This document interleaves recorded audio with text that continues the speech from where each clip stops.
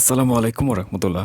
তোমরা recent 6 November শনিবারে যে 7 কলেজের বিজ্ঞান ইউনিটের পরীক্ষাটা দিলা, তার রেজাল্ট প্রসঙ্গ বিষয় নিয়ে আজকে তোমাদের সাথে কথা রয়েছে। তার রেজাল্টটা কবে প্রকাশিত হবে, পাশাপাশি রেজাল্ট প্রকাশের পর তোমরা কি সাবজেক্ট চ্যালেঞ্জ করতে পারবে কিনা এবং রেজাল্ট পরবর্তীতে কি করা উচিত, আজকে এই প্রসঙ্গ নিয়ে কথা হবে। তো প্রথমেই স্টার্ট করছি কিছু হেডলাইটিং পয়েন্ট, যেটা 7 কলেজ এর বিজ্ঞান ইউনিটের পরীক্ষার নিমিত্তে তৈরি।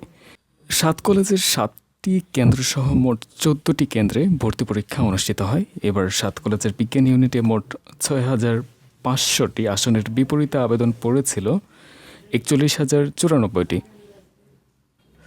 তো ঢাকা বিশ্ববিদ্যালয় অধিভুক্ত সরকারি 7 কলেজ 2020-21 শিক্ষাবর্ষে বিজ্ঞান ইউনিটের প্রথম বর্ষের স্নাতক বা সম্মান শ্রেণীর ভর্তি পরীক্ষা শুরু হয়েছিল এই 6 নভেম্বরে। তো এখন 14টি কেন্দ্রে হওয়া এই পরীক্ষাটির রেজাল্ট কবে দিবে সে প্রসঙ্গ নিয়ে বলছে আজকে তোমাদের। প্রথমত সেটা হচ্ছে ঢাকা ইউনিভার্সিটি অধিভুক্ত 7 কলেজের রেজাল্ট প্রত্যেকবার 7 দিনের মধ্যে দিয়ে দেয়। অর্থাৎ আজকে 6 নভেম্বর, দ্যাট মিন্স পরীক্ষাটি হয়েছে 6 নভেম্বর, এর মানে হচ্ছে তোমাদের রেজাল্ট দিবে 7-6-13, দ্যাট মিন্স 13 নভেম্বরের মধ্যে। Your result will be published within 7 days, that's why your result will be published within the 13th November of this month. তো যেহেতু 13 নভেম্বরের মধ্যে এই রেজাল্টটি প্রকাশিত হয়ে যাবে, তো এর মানে এই না যে 13 নভেম্বরে তোমাদের রেজাল্টটি প্রকাশ হবে। অর্থাৎ এর মাঝে দেখা যায় রেজাল্টটি পরীক্ষা শুরুর 3 থেকে 7 দিনের মধ্যেই সব থেকে বেশি দেওয়ার সম্ভাবনা রাখে। সুতরাং সেই হিসাবে তোমাদের প্রায় 9 তারিখ থেকে চেক করতে হবে রেজাল্ট কোন দিন প্রকাশিত হবে, সেটা আননোন, তবে 7 দিনের মধ্যেই হয়ে যাবে। এবং বলে নিই, তোমাদের যে রেজাল্ট প্রকাশ হবে, এতে যারা তোমাদের এই রেজাল্টের উপর সন্তুষ্ট থাকবে না, তাদের একটা ওয়ে রয়েছে, সেটা হচ্ছে সাবজেক্ট চ্যালেঞ্জ করা। তার প্রসিডিউর সম্পর্কে বলা হয়েছে, আবার বলছি, মেধা তালিকা প্রকাশের তারিখ থেকে 5 কার্য দিবসের মধ্যে ঢাকা বিশ্ববিদ্যালয়ে কার্জন হল এলাকার অগ্রণী ব্যাংকের শাখায় 1,000 টাকা নিরীক্ষা ফিস জমা দিয়ে জমার রসিদসহ বিজ্ঞান ইউনিট প্রধান, ডিন বা বিজ্ঞান অনুষদ বরাবর আবেদন করে প্রার্থীর উত্তরপত্র নিরীক্ষা করানো যাবে।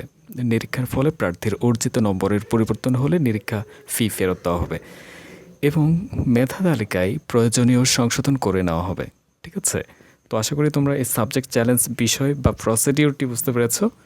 এবার আসো, তোমরা যারা চান্স পাবে এখানে ইনশাল্লাহ, তাহলে তো খুবই ভালো। ঢাকা ইউনিভার্সিটির আদলে থেকে থাকা এই 7 কলেজ অনেক ভালো একটা সাপোর্ট দেবে তোমাকে, যেহেতু সার্টিফিকেট থেকে শুরু করে সব কোয়েশ্চেন প্যাটার্ন সব কিছু ঢাকা ইউনিভার্সিটি নিয়ন্ত্রণ করবে। অনেকের হয়তো বা ধারণা থাকবে যে এখানে সেশন জোট হয়, কিন্তু আসলে এখানে সেশন জোট হয় না। যেহেতু ঢাকা ইউনিভার্সিটি নিজে তার আদলে নিয়েছে, এই জন্য এই বিষয়ে টেনশন করার কোনো কারণ নেই। তোমরা যদি চান্স পেয়ে যাও তাহলে ভর্তি হতে পারো। আর এখানকার মানটাও এখন অনেক ভালো বলা যেতে পারে। পাবলিক ইউনিভার্সিটি এবং ন্যাশনাল ইউনিভার্সিটির মাঝামাঝি একটা পর্যায়ে রয়েছে এই 7 কলেজ। সুতরাং নির্দ্বিধায় তোমরা এখানে বিভিন্ন সাবজেক্ট নিয়ে পড়াশোনা করতেই পারো। আর সবথেকে বড় বিষয় হচ্ছে, এটা ঢাকার মধ্যে অবস্থিত বলে অনেক ফ্যাসিলিটি তোমরা পাবা জব রিলেটেড।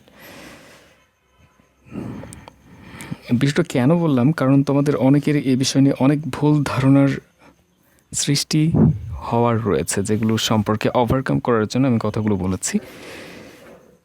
তো তাছাড়া আমার এমনিতে একটা ভিডিও দেওয়া আছে 7 কলেজ বিষয়ক সম্যক ধারণার জন্য, তোমরা চাইলে এই ভিডিওটি দেখে নিতে পারো। এবার আসো, যারা এখানে চান্স পাবে না তাদের কি করণীয়। যারা চান্স এখানে পাবে না তাদের জন্য নতুন করে যে বিশ্ববিদ্যালয়গুলোর ফর্ম তুলেছে তোমরা, সেখানে ম্যাক্সিমাম ট্রায়াল দিবা, ম্যাক্সিমাম চেষ্টা করবা যাতে একটা চান্স অ্যাটলিস্ট নিশ্চিত হয়ে যায়।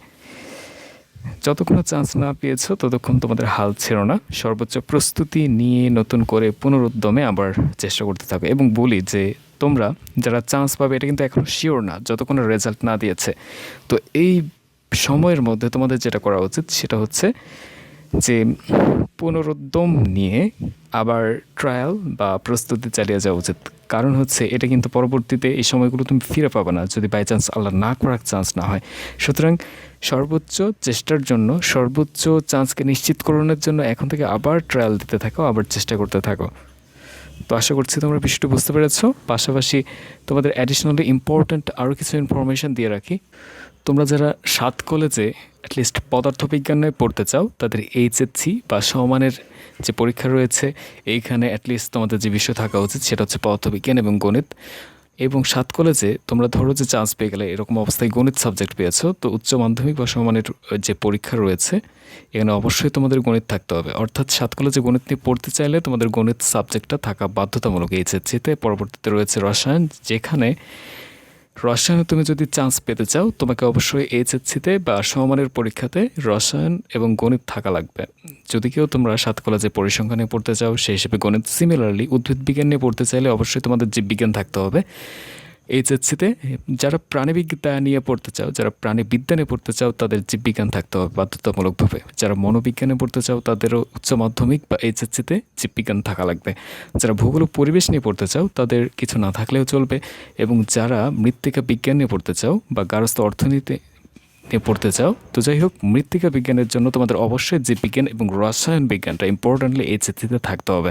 অর্থাৎ এগুলো বললাম তোমাদের রিকোয়ারমেন্ট প্রসঙ্গে, অর্থাৎ যেগুলো তোমাদের অবশ্যই চান্স পাওয়ার পর সাবজেক্ট চুজিংয়ের ক্ষেত্রে দরকার। এবং তোমাদের আরও বলে রাখি কিছু ইনফরমেশান, তোমাদের চান্স হওয়ার পরবর্তীতে তোমাদের সাবজেক্ট চয়েস ফর্ম দেওয়া হবে, যেখানে তোমাদের অবশ্যই এই লগ ইন সেশন বা অফিসিয়াল ওয়েবসাইটের যে লগ ইন পার্টটা রয়েছে এখানে লগ ইন করে তোমাদের এই বিষয়টি আত্মস্থ করতে হবে। তারপর কিছু অ্যাডিশনাল ইনফরমেশান যেগুলো তোমাদের জানা উচিত সেগুলো নিয়ে বলছি আবারও। ঢাকা কলেজে টোটাল সিট রয়েছে তোমাদের বিজ্ঞান ইউনিটের জন্য 1090টি। কবি নজরুল সরকারি কলেজ, এইখানে তোমাদের বিজ্ঞান ইউনিটের জন্য সিট রয়েছে 630টা বা 30টি। সরকারি বাংলা কলেজ, এখানে তোমাদের সিট রয়েছে টোটাল বিজ্ঞান ইউনিটের জন্য 715টা। সরকারি তিতুমির কলেজ, এখানে টোটাল আসন রয়েছে 1510টা। সরকারি শহীদ সোহরাওয়ার্দী কলেজ, এখানে টোটাল তোমাদের আসন রয়েছে 740টা। ইডেন মহিলা কলেজ, এখানে টোটাল আসন রয়েছে তোমাদের, যারা বিজ্ঞান ইউনিটে রয়েছে তাদের 1225টা। বেগম বদরুন্নেসা সরকারি মহিলা কলেজ, এখানে তোমাদের আসন এর সংখ্যা হচ্ছে 590টা। এই মিলে টোটাল তোমাদের আসন সংখ্যা হচ্ছে 6500টা। ওকে, এবার তৎপরবর্তী আরও কিছু অ্যাডিশনাল ইনফরমেশান। তোমরা যদি ঢাকা কলেজে পড়তে চাও, ঢাকা কলেজ হচ্ছে সবথেকে র্যাঙ্ক 1-এ থাকা 7 কলেজের মধ্যে একটা। এখানে টোটাল যে বিষয়গুলো আছে তোমাদের বিজ্ঞান ইউনিটের জন্য তা হচ্ছে পদার্থবিজ্ঞান, রসায়ন, গণিত, উদ্ভিদ বিজ্ঞান, প্রাণীবিদ্যা, ভূগোল ও পরিবেশ, মনোবিজ্ঞান, পরিসংখ্যান, এই কয়েকটা সাবজেক্ট। এবং পদার্থবিজ্ঞান ঢাকা কলেজে টোটাল পদার্থবিজ্ঞানের জন্য আসন রয়েছে 120টা, রসায়নের জন্য আসন রয়েছে 120টা, গণিতের জন্য আসন রয়েছে 210টা, উদ্ভিদ বিজ্ঞানের জন্য আসন রয়েছে 125টা, প্রাণীবিদ্যাতে আসন রয়েছে 125টা, ভূগোল ও পরিবেশ বিদ্যাতে আসন রয়েছে 125টা, মনোবিজ্ঞানের আসন সংখ্যা এর পরিমাণটা হচ্ছে 125টা।